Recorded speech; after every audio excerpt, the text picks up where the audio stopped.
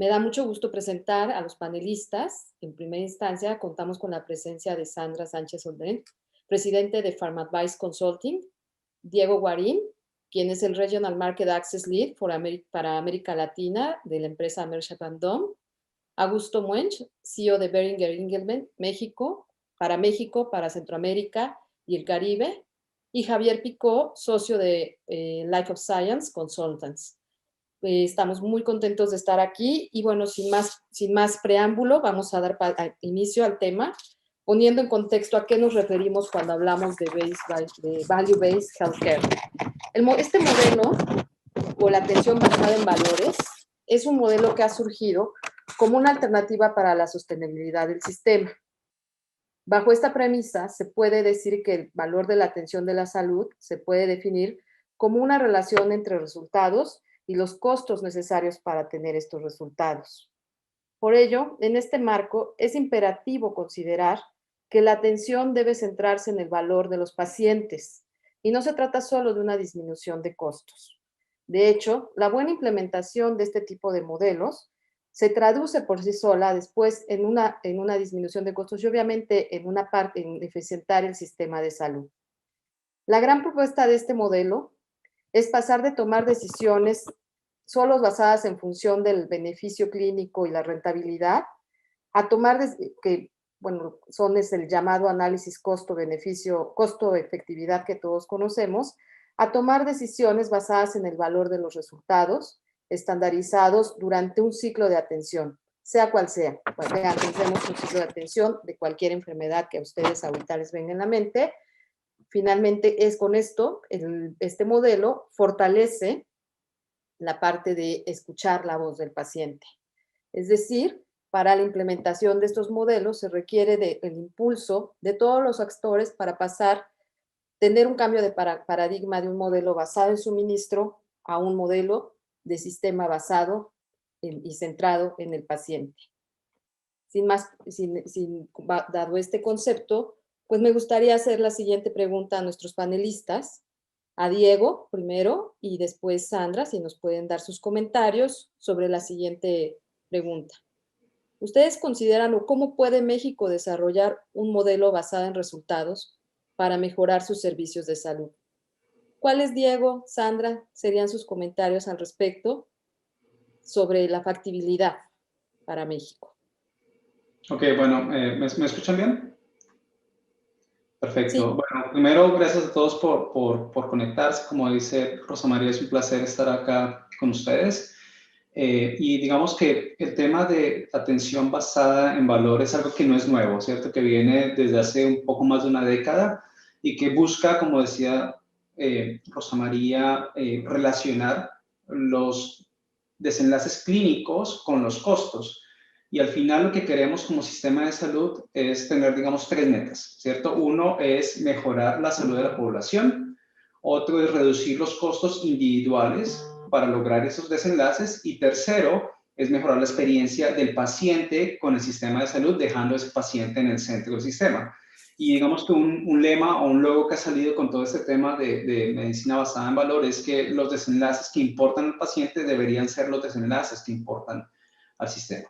Cuando pensamos en México y la forma en que está estructurado el sistema de salud en México, tenemos que hay un sistema, digamos, con una fragmentación, ¿cierto? Fragmentación en cuanto a la población como está cubierta, con diferentes planes, digamos, o diferentes actores, cubriendo diferentes segmentos de la población basado básicamente en la afiliación laboral, ¿cierto? Si es un trabajador privado va al IMSS, si es un trabajador del petróleo va a Pemex, si es un trabajador de, no sé, la Fuerza Armada va a Sedena, CEMAR, o del gobierno federal va al ISSSTE y luego tienes diferentes otros esquemas que están cubriendo a otras poblaciones a nivel de los estados y tienes al INSABI luego cubriendo a esa otra población que no es trabajadora o que tiene, digamos, algunas condiciones que las hace elegibles a ese seguro público.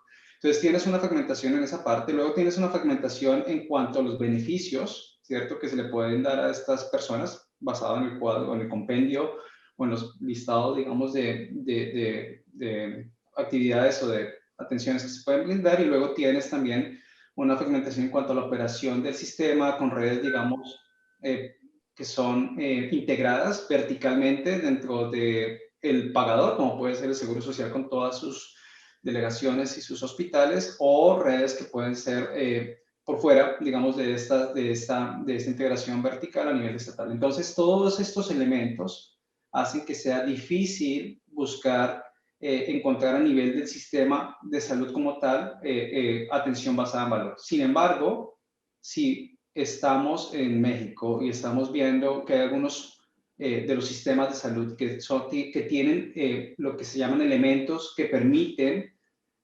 desarrollar actividades basadas en valor, ahí vamos a ver ejemplos en el sector público y ejemplos en el sector privado. Entonces, enfocándonos en el sector público, y ya para poder dejar que Sandra también dé su opinión, siento que tenemos 4 elementos claves para poder hacer programas de atención basada en valor y que puedan ser factibles en México. 1, tener herramientas o plataformas de tecnología que nos permitan hacer un seguimiento a nivel del paciente. Primero. 2, medir desenlaces clínicos, que existan registros o sistemas que estemos midiendo desenlaces clínicos. 3, medir costos unitarios que nos permitan luego relacionar ese desenlace clínico de ese paciente con el costo.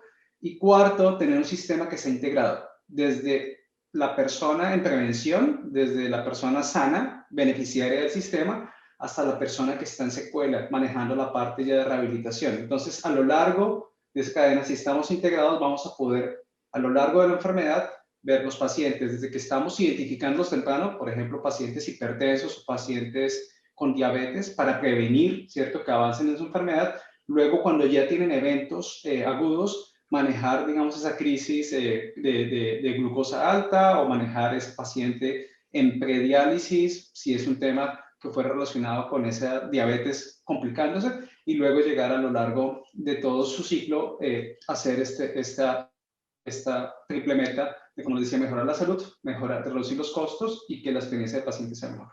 Y con esto ya termino. Gracias. Gracias, Diego. Sandra, por favor.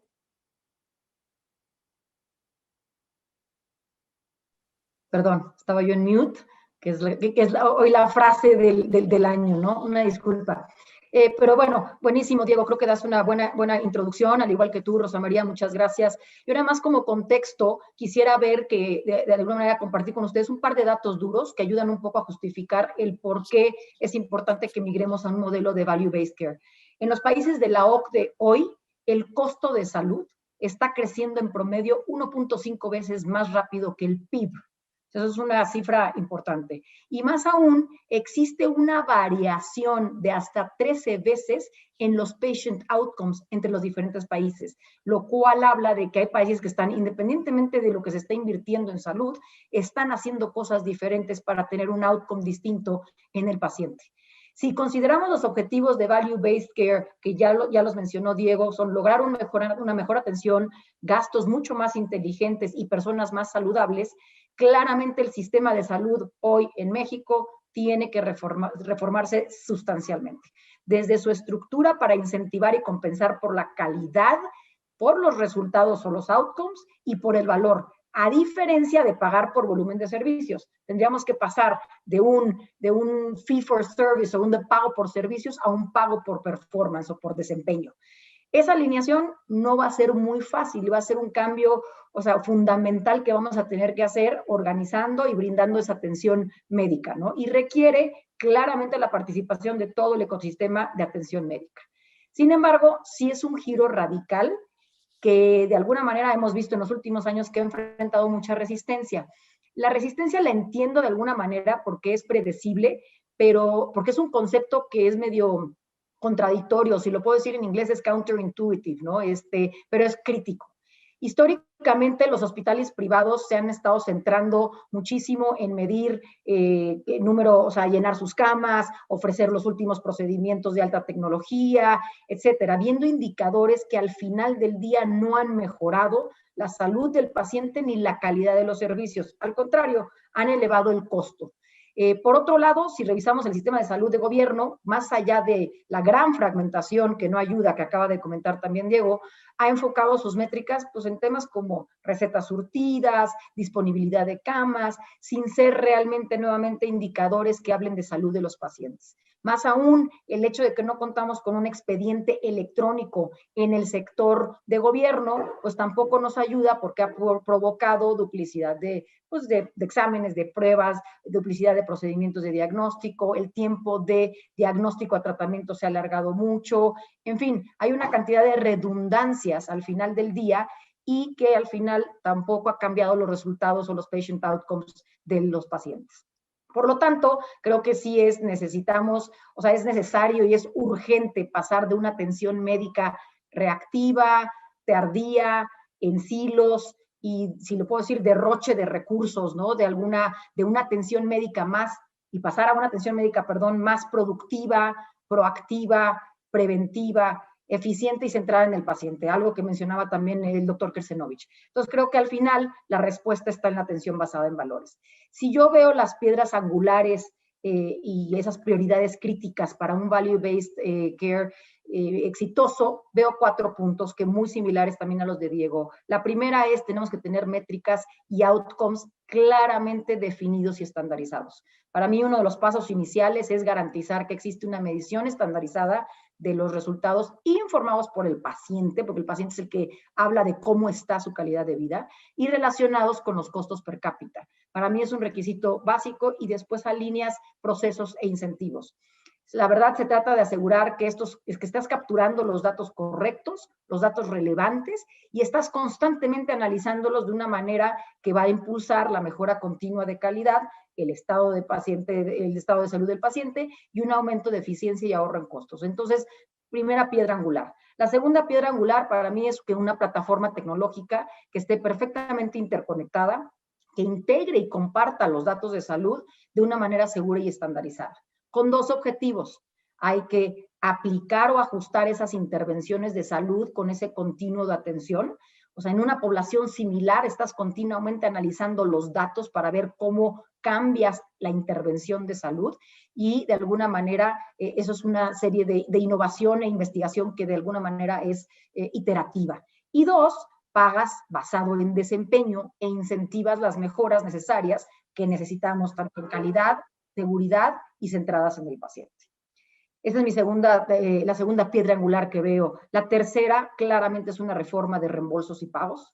Se deben alinear los incentivos a esos outcomes o resultados y métricas definidas y acordadas entre todos, dada la necesidad apremiante que tenemos hoy en día de asegurar que la atención médica sea sostenible, de mayor alcance y que resulten en una población más sana, ¿no? Hemos estado por muchos años buscando y experimentando con modelos de riesgo compartido. Tenemos que seguir encontrando los mejores modelos y alinear esos incentivos de todos los proveedores de salud.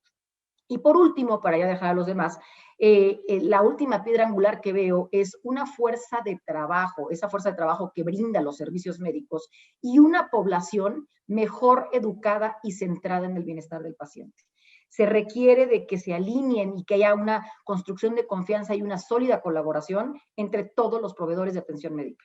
Hay que tener muy claros cuáles son esos outcomes que estamos buscando y midiendo y tienen que estar muy bien capacitados del por qué son importantes esos resultados y cuál debe de ser el enfoque en ciertas enfermedades en la atención médica actual.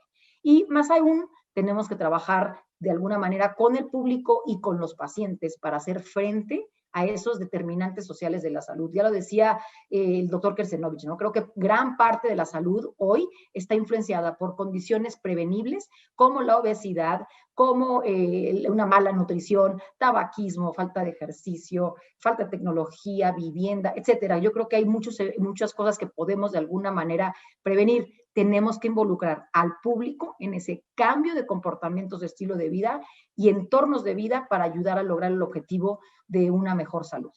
En resumen, tenemos que reducir el costo de la atención médica y al mismo tiempo mejorar la atención.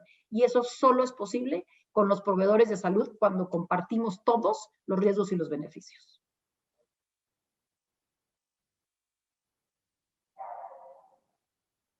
Perdón, estaba en mute también. Muchas gracias, Diego, Sandra.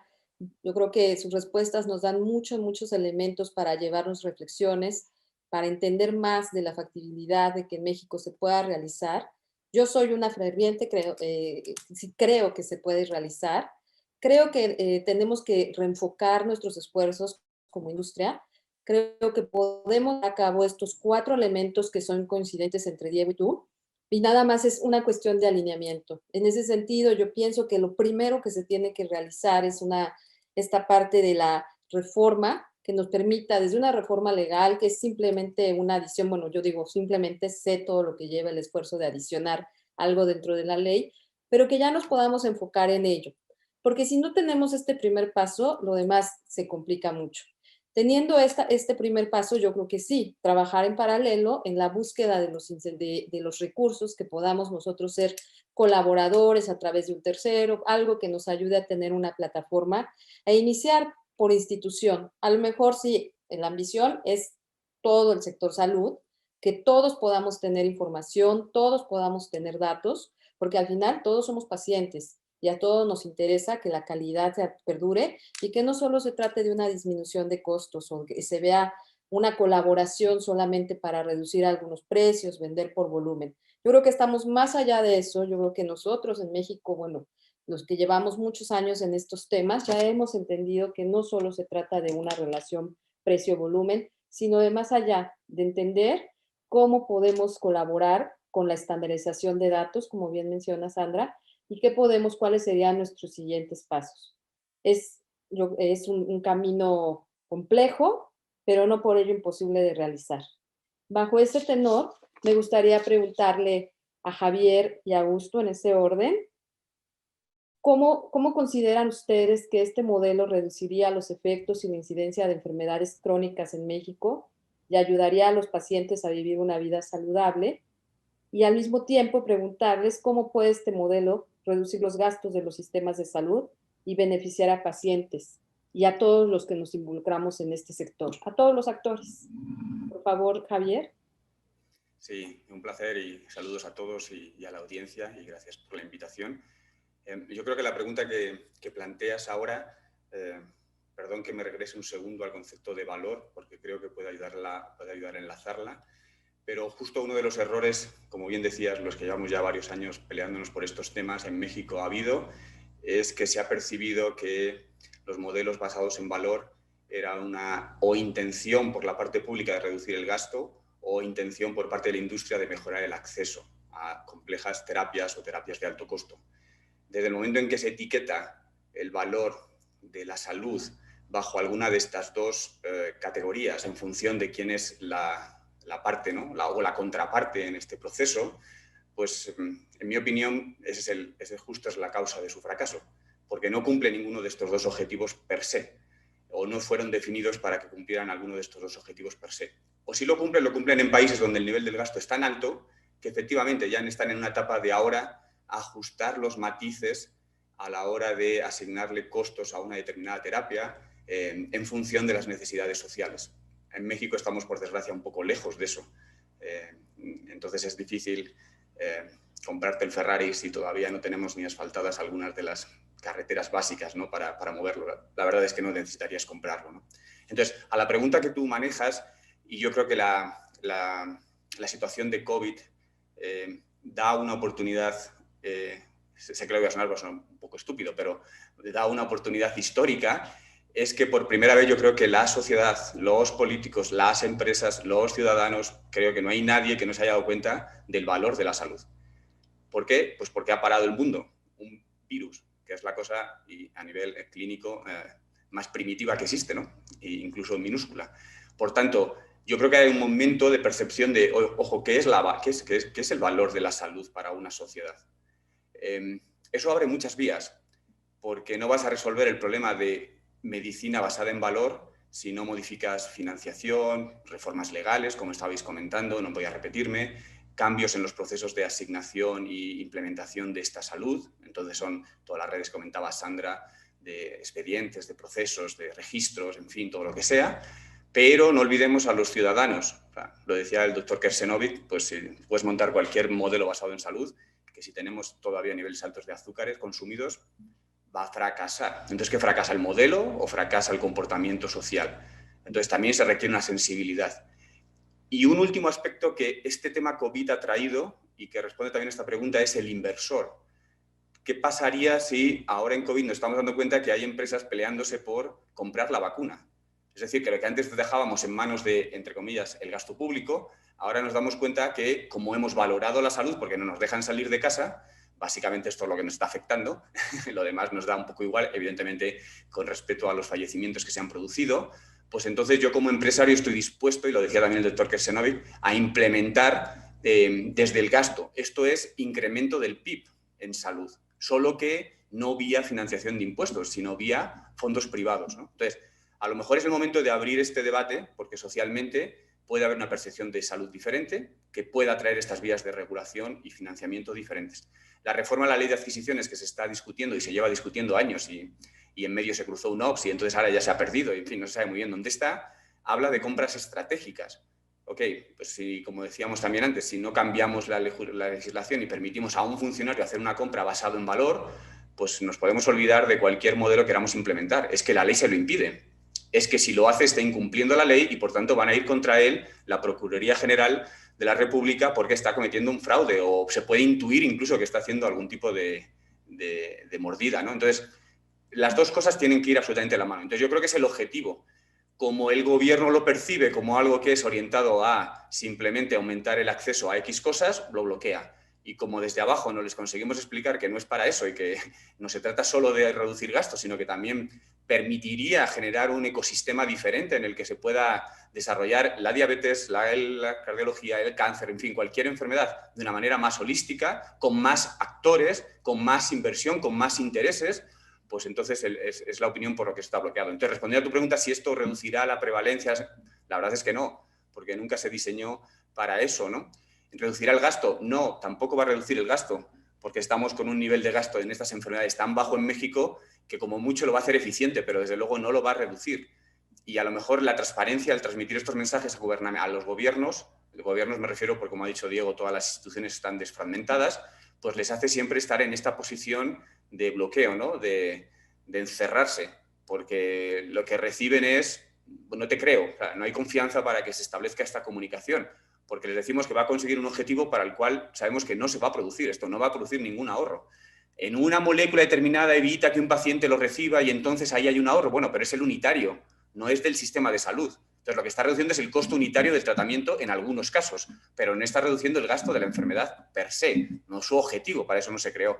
Entonces, sin ser, aunque parezca negativo mi comentario, al revés, lo digo en positivo. La situación de COVID, la valoración social que tenemos de la salud ahora, la ley de adquisiciones que, sí, claro, todo lo que no le parece interesante te lo va a llevar a una licitación masiva, pero lo que le parece interesante, cuando le pareció interesante la hepatitis C y la hemofilia, creó negociaciones especiales. O sea, hay alguna vía, cosa que años pasados ni siquiera existían porque ni siquiera te recibían para estos temas.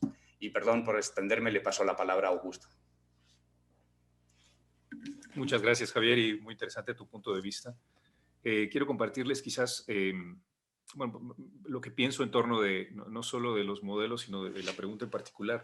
Primero creo que depende mucho de la madurez del sistema de salud. Y si aplicamos particularmente el caso de México, vemos que es un sistema de salud que, si bien tiene algunos beneficios, como el ser un sistema de salud nacional, etcétera, presenta bastantes carencias. He de decir, antes de continuar con este análisis, que en 22 años que tengo en la industria farmacéutica, después de haber estado en Europa, en sureste de Asia y en Sudamérica, y ahora de vuelta en México, no he encontrado todavía un sistema de salud que digas que es un sistema de salud perfecto. No existe. Entonces, hay sistemas de salud que funcionan mejor o peor de acuerdo con el entorno social, económico, cultural que tenga algún país. Y la otra acotación que quiero hacer, más allá de la madurez del sistema de salud, es el que haya un sistema de salud basado en resultados no es binario. O sea, no es decir, sí tengo un sistema basado en resultados, no tengo un sistema basado en resultados. Es un gradiente y es una evolución que poco a poco pueden ir teniendo los sistemas de salud en el mundo. No vamos a poder decir, ahora México tiene un sistema de salud basado en resultados o no.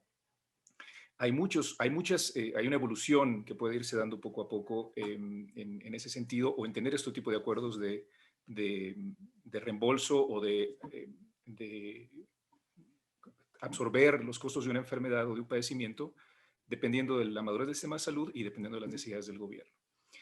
En particular, los sistemas o las negociaciones de este tipo con algunos gobiernos tienen muchísimos años. A mí me tocó vivirlo por primera vez quizás en Taiwán, o uno de los que podría aplicarse en México por primera vez en Taiwán hace como unos 8 años más o menos, donde particularmente para cáncer de pulmón de células no pequeñas tuvimos un acuerdo de este tipo con un beneficio particular que ahora les comento. Y el segundo fue mucho más recientemente en Chile, hace que habrá sido unos 4 años, particularmente para un padecimiento también de alta especialidad, pero en pulmón, en fibrosis pulmonar hepática. Se pueden lograr este tipo de acuerdos si nos enfocamos en algún área específica que queremos lograr dentro del sistema de salud. Y yo creo que en México, como fue el caso de Taiwán en particular, particularmente con este caso de cáncer de pulmón, fue tratar de garantizar o de incrementar la predictibilidad del gasto público en torno de un padecimiento.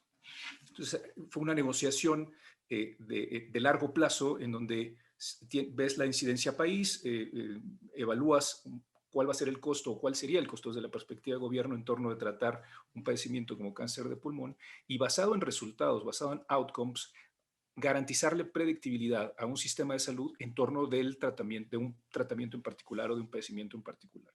Y cualquier extrapolación de costo a lo largo del tiempo, ese es un costo que podemos absorber como uno de los muchos actores que puede estar participando en este tipo de modelos.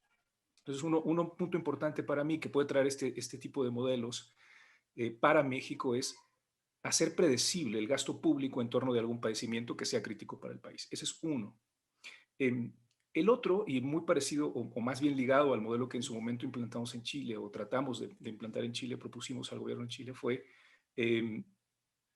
acerca de adherencia terapéutica. Y ahí es donde quizás mi punto de vista difiere un poco del que comenta Javier, porque adherencia terapéutica en algunos padecimientos se puede traducir o se podría traducir en outcomes diferentes, ¿no? En el caso de diabetes, como lo comentaba Diego o Sandra, relacionado con la muerte cardiovascular.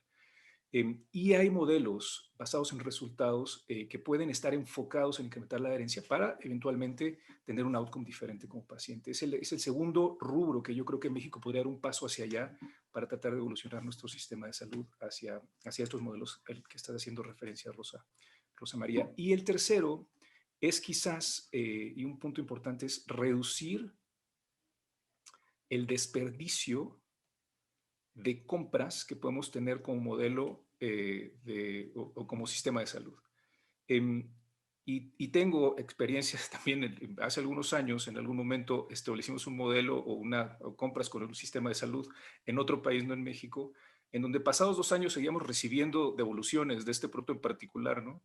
Entonces es inconcebible que haya una parte de presupuesto público que esté enfocado en alguna compra por alguna razón en su momento, que después no se utilice el producto. Entonces la pregunta es, ¿cómo estoy evaluando no solo el valor que me está dando el producto que estoy comprando, sino cómo puedo garantizar que lo que estoy invirtiendo como sistema de salud pública está de hecho siendo utilizado en lo que necesito como país y como sistema de salud, eliminando el desperdicio? Y entonces sí, redireccionar estos recursos, como decía Javier, a las áreas terapéuticas, a los padecimientos que como país me pueden estar afectando más en ese momento, ¿no? Entonces, estas 3 cosas creo que pueden ser elementos importantes para dar ese paso hacia sistemas basados en resultados, ¿no? El sistema de salud basado en resultados, incrementar adherencia, predictibilidad del gasto público en un periodo de mediano plazo, y el tercero, tratar de evaluar si en algún área estoy realmente teniendo un desperdicio que pueda redireccionar como inversión hacia otro lado. Y quizás mi última reflexión, y es una paradoja con la que he estado tratando de convivir durante los últimos años, es que normalmente los países que tienen la infraestructura para poder establecer mejores modelos de salud basados en resultados son los que no lo necesitan.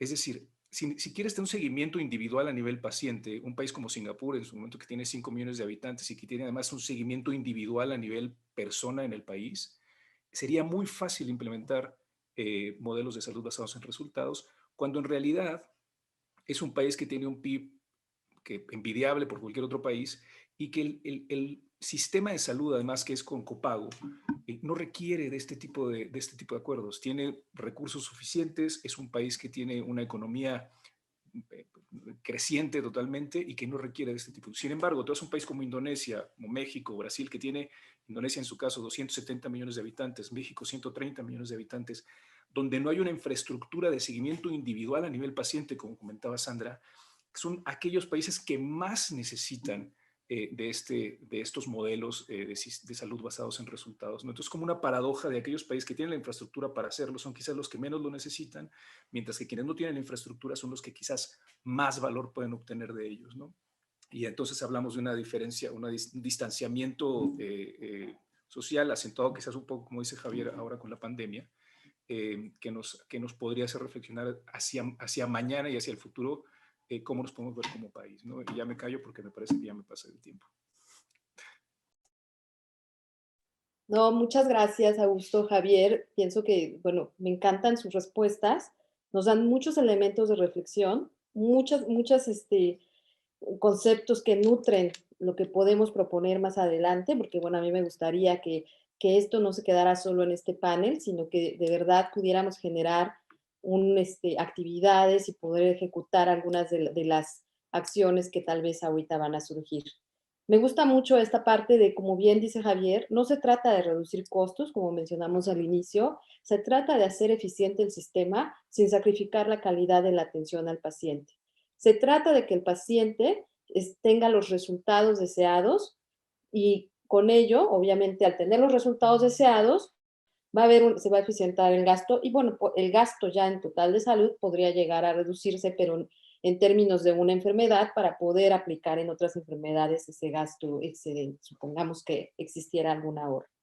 También me gusta mucho la idea de la adherencia y sobre todo en estos modelos, porque estos modelos podemos pensar, bueno, están todos los actores, pero en tema de adherencia y sobre todo cuando hablamos del caso de la diabetes, por más esfuerzos que haga en este sentido el gobierno con los programas que hoy se llevan como Prevenims o bueno, como hoy se llamen, queriendo ayudar a que los pacientes logren sus metas de control, aquí sucede que esa meta de control sí depende en un casi 100% de que el paciente tenga esa adherencia.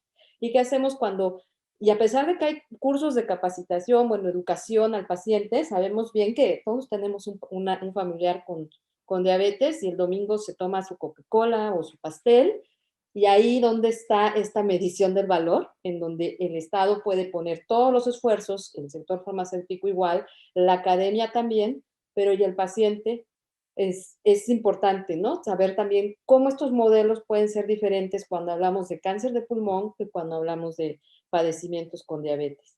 Coincido contigo en los esfuerzos que se han hecho. Bueno, Taiwán, recordemos, es un país que transitó en los principios de los 2000 de ser un país que empezó a eliminar patentes. ¿Por qué? Por el gasto que ellos tenían de inversión sobre precios.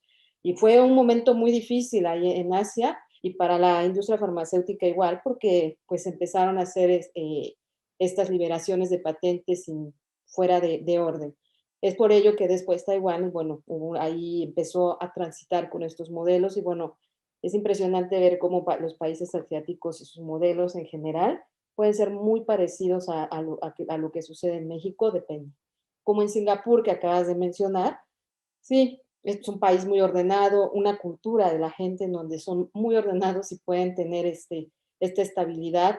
Como lo dijiste bien, es un país de 5 millones de habitantes, es un país muy joven, tiene más años nuestro Instituto Mexicano del Seguro Social y la Secretaría de Salud, tiene 25 años más o menos, 20, que la Constitución de Singapur como país. También eso pues nos da una idea del orden y bueno, también para los que conozcan un poco más de la parte legal y normativa, todos son muy bien comportados.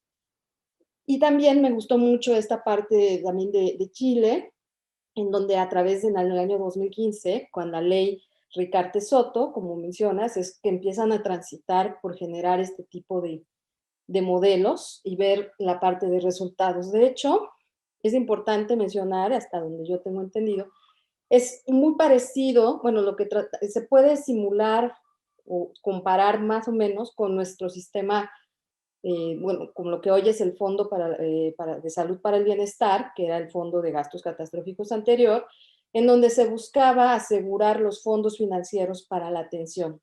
Pero yo creo que sí, se quedó un poco corto porque solo se buscaba asegurar el fondo financiero y no se buscaron más allá de valores o indicadores más allá que les ayudaran a tener cuál era esta transición. En donde más esta información y se puede denotar como un éxito el fondo es en la parte de cáncer, tanto de niños como cáncer de mama, como cáncer de ovario, en donde, por ejemplo, en cáncer de ovario se ve el incremento que hay en sobrevida a raíz de la inclusión dentro del el listado de gastos catastróficos. Lo que quiero decir aquí es que, bueno, sí ha habido muchos esfuerzos, pero aislados, y yo creo que estamos en un buen momento, porque también los momentos de tantos cambios, como lo hemos vivido en los últimos 2 años, de los modelos de compras, de todo lo que hemos transitado, también son los momentos adecuados para proponer. No para quejarse, sino para proponer, para ser colaborador, para que ayudemos a tener un sistema lo mejor posible. Y yo creo que es un buen momento para poder hacer las propuestas adecuadas y ver cómo podemos colaborar con nuestro gobierno. Bueno, sin más preámbulo, bueno, aquí tenemos ya varias preguntas y yo hablo mucho. Entonces, tenemos una pregunta que si alguien la quisiera, por ejemplo, ¿conocen algún ejemplo de modelos en México, público-privado, aunque sean muy iniciales o parciales? Bueno, yo creo que como mencionó Javier, si no me equivoco, tenemos el ejemplo de hepatitis C y ahora el de, se me fue, Hemofilia. Hemofilia, el de hemofilia, ¿no? Otra pregunta que tenemos, ¿existe contenido dentro de la formación del cuerpo médico para aprender a lograr mayor empatía y enfoque hacia el paciente para lograr llevarlos al cambio? ¿Quién le gustaría responder si conocen de que exista este tipo de educación, de formación? Hasta donde he colaborado con algunas universidades, UNAM principalmente, con el doctor Germán Fajardo, es justo uno de los grandes problemas.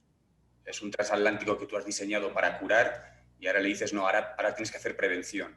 Bueno, los que están dentro de este barco no saben ni pueden, ni tienen el tiempo seguramente, ni son los recursos. Siempre se ha hablado de que para hacer un cambio del tipo que se pide en México se necesitan nuevos roles profesionales en el sector de la salud, como ha pasado en muchos países. Entonces, esto también es una gran carencia. Gracias, Javier.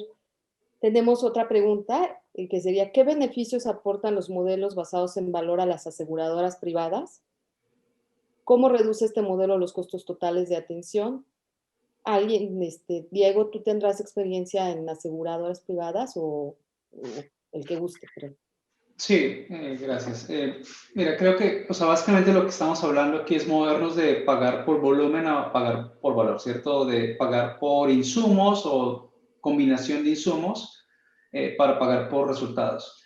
Entonces, si yo estoy en una aseguradora privada, digamos que sea un seguro puro privado, que no tiene, digamos, prestación de servicios, sino que contrata con clínicas que se dedican a hacer, digamos, la prestación, y el seguro básicamente lo que maneja es el riesgo de ese pool de población que tiene dentro de sus beneficios, en vez de tener, digamos, un catálogo o un compendio en el cual listo medicamentos y procedimientos e intervenciones, yo puedo, desde el punto de vista de incentivos financieros con las clínicas con las que estoy prestando mis servicios, reconocer de forma financiera aquellas clínicas que están dando un mejor servicio en salud. Y hay ejemplos en México o en otros países de Latinoamérica con enfermedad renal crónica, por ejemplo, donde incluyo desenlaces en salud atados a paraclínicos de esos pacientes con enfermedad renal crónica o atados a hospitalizaciones. ¿Qué porcentaje de pacientes se pudieran hospitalizar? Esa es una opción. La otra, por ejemplo, con VIH,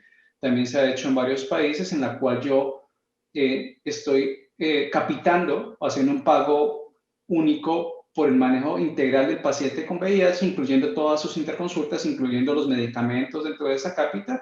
Y básicamente lo que estoy buscando es que los pacientes estén indetectables en su carga viral, que tengan un CD4 alto, por encima de un nivel que sea el acordado entre el seguro y el prestador, y que de esta forma estos pacientes, digamos, tengan un mejor manejo de su su patología. Todos estos modelos que empezaron, digamos, en enfermedades de alto costo como enfermedad renal crónica de estadio 5 o HIV, se transformaron luego, se implementaron luego con la llegada de los biológicos, sobre todo en artritis reumatoidea y todo, digamos, los anti-TNFs en general, que tenían varias indicaciones, y ahora han llegado a enfermedades raras o a medicamentos biológicos para cáncer, sobre todo los que están asociados a biomarcadores. Pero sí existen los modelos y hay un reporte que creo que es interesante, en el 2016 lo sacó The Economist, la unidad de inteligencia que ellos tienen, que está disponible públicamente, y si no, si quieren yo les puedo facilitar el link, en donde compararon 25 países, incluyendo 4 de Latinoamérica, incluyendo México. Y dentro de lo que concluye The Economist es que hay diferentes dominios o actividades que facilitan hacer modelos de valor, y en ese caso, en el 2016, México no tenía ninguno, no cumplía con ninguno de estos, digamos, elementos que permitían hacer el tema de valor. Entonces, creo que el foco, para terminar, el foco en el tema de los pagos por desempeño es un foco que ha venido haciendo, digamos, la industria con algunos otros actores, como pueden ser los prestadores, pero necesitamos esos elementos arriba, digamos, que nos permitan hacerlo de forma integrada, como decíamos, con un sistema que tenga información, seguimiento de los desenlaces clínicos y costos, premiación a aquellos que hacen mejor manejo clínico, premiación financiera, y finalmente esos estándares para las diferentes enfermedades. Oye, Rosa María, yo nada más quisiera complementar, ¿puedo? Claro, por supuesto. Lo que está comentando Diego, y más que nada, digo, enfocado a la pregunta que hicieron de cómo se beneficia, ¿no? La aseguradora privada. Yo creo que cuando tú compartes riesgos y beneficios en ese ecosistema, reduces costos y la calidad la subes. O sea, al final del día el Value-Based Care, como adopta un enfoque proactivo, preventivo y eficiente de la atención médica, gestiona un bienestar de las personas. Y estamos viendo, por ejemplo, muchos empleadores, por ejemplo, hoy, que utilizan y tienen sus programas preventivos de wellness, sus mismas primas bajan muchísimo, son mucho más bajas cuando tomas esas medidas preventivas. Eso le cuesta menos per cápita también al seguro de gastos médicos. Entonces, sus primas al final bajan, pero el costo de cada paciente también. Entonces, creo que ese es un ejemplo muy claro de cómo puede beneficiarse ambos lados cuando ambos comparten tanto el riesgo como el beneficio. Si tú no tienes un programa de wellness o no tienes medidas preventivas para ir manejando condiciones, por ejemplo, crónicas de enfermedades en los empleadores, pues obviamente tus primas van a ser muy altas y el costo per cápita que va a pagar la aseguradora también es muy alto, entonces así va a ir tu prima. Entonces yo creo que al final del día es compartir los riesgos y los beneficios con el fin de poder tener una mejor calidad de vida para el paciente y un bienestar. Claro que sí, y con lo que acabas de comentar, Sandra, te adelantaste un poco a la pregunta, otra pregunta que nos ponen, ¿en qué se diferencia la implementación de modelos de salud basados en valores entre el sector público y privado? Yo creo que parte ya lo has mencionado, pero algo también muy importante en el tema de la prima, el copago. En el sector público en México no tenemos copago, en el sector privado, pues nuestro copago es la prima. Y cuando tenemos de nuestros seguros públicos, el comportamiento del paciente cambia radicalmente al paciente que solamente tiene atención del sector público, porque considera y tiene esa visión de que es gratis. Pero gratis no es, porque se financia de los impuestos que también pagamos. Y los que piensen que a veces no pagan impuestos, pues sí pagan impuestos porque están pagando por cada cosa que compran un impuesto al valor agregado, un IVA del 16%. Entonces, sí tenemos esa percepción y es como cómo cambia el comportamiento. Por eso, bueno, en el ecosistema de sector privado a veces podemos realizar este tipo de modelos de manera un poco más fácil, un poco es más factible, porque también se cuenta con los sistemas de información que permiten tener mayor información del paciente. Y sobre los sistemas de información, nos preguntan cómo pueden las herramientas tecnológicas como la telemedicina apoyar los modelos de atención médica basada en valores. ¿Quién les gustaría complementar sobre lo dicho en esta pregunta? Yo solo comentarte, quizás complementando un poco lo que decía Sandra y relacionado con esto del sector. Yo creo que no al contrario. Sería un muy buen paso comenzar con la iniciativa privada hacia modelos que después muestren que un sistema de salud con este tipo de modelos puede beneficiarse de alguna forma, justo por lo que comenzaba Sandra, porque digamos, el objetivo puede ser compartido tanto en tanto en costo como en outcome, ¿no? Incluso ahora hay como screening previo, ¿no? Para poder tener un seguro te hacen un screening de ver qué padecimientos tienes, que no, y ver cuánto vas a costar. Entonces, muy basado en posibles resultados o en medir el riesgo como individuo, como paciente. Y con base en la infraestructura, Rosa María, creo que sería para tener modelos que funcionen efectivamente, como lo comentaba incluso durante mi intervención, es necesaria tener esa infraestructura, pero si hoy carecemos de cuestiones mucho más básicas como durante la cuarentena, durante la pandemia, la escasez de material de protección en algunas clínicas o en algunos hospitales, llegar a hablar de una infraestructura nacional de identificación individual como pacientes, me parece que está muy lejos. Creo que es otro lugar en donde incluso las aseguradoras se pueden beneficiar de ello, con sistemas de identificación individual también, como decía Sandra, de cada uno de los derechohabientes de ese seguro, ¿no? Pero sin duda agregaría muchísimo valor, comenzando por telemedicina, con un registro médico, claro, garantizando protección de datos, pero con un servicio, con una base de datos clínica de cada uno de nosotros, con historial, con potencial desarrollo de algunos padecimientos, sean concomitantes o no, a cualquiera que ya tengo, etcétera. Para mí sería un elemento imprescindible en lograr modelos basados en valor útiles, ¿no? para el sistema de salud. Pero creo que estamos todavía, o sea, hay que empezar a caminar dando pasos iniciales que creo que como iniciativa privada podemos darlos, pero para que llegue a un sistema nacional de salud dista bastante. Y creo que además, o sea, creo que el tema de tecnología, el tema de telemedicina, al final del día, si estás utilizando datos y tecnología que están todos integrados, vas a permitir una mayor comunicación entre pacientes y médicos, así como dentro de los equipos médicos que atienden a todos los pacientes. Y esto va a permitir un seguimiento mucho más cercano de los resultados del paciente, su bienestar general y sobre todo la corrección del curso, si algo va mal, a tiempo si es necesario, y evita pruebas innecesarias, deterioro y costos adicionales. Creo que claramente ayuda muchísimo a bajar ese costo y subir la calidad. Gracias, Sandra. Y bueno, pues nos quedan unos minutos y rápidamente, bueno, una reflexión también ahorita que Augusto mencionó el tema de la infraestructura hospitalaria y COVID. Bueno, si alguno de ustedes me puede ayudar con este pensamiento futurista. Sabemos ahorita que pues, este tema de la pandemia ha traído una inversión en infraestructura hospitalaria, dada la reconversión, equipos y demás, que igualmente a lo mejor no íbamos a tener en 12 años, ¿no? Ni en 1, ni en 2, iba a tardar mucho. Entonces, esta inversión que se ha hecho, que hoy se está utilizando para la atención de la pandemia, alguno de ustedes, ¿cómo plantearía algún modelo de poder aprovechar esta inversión?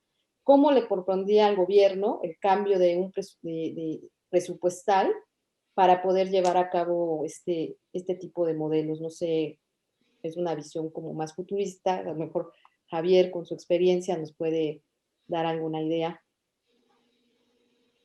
No, la verdad es que es un tema complejo, Rosa, evaluar quién se va a encargar de esta aparente estructura que se ha creado por COVID.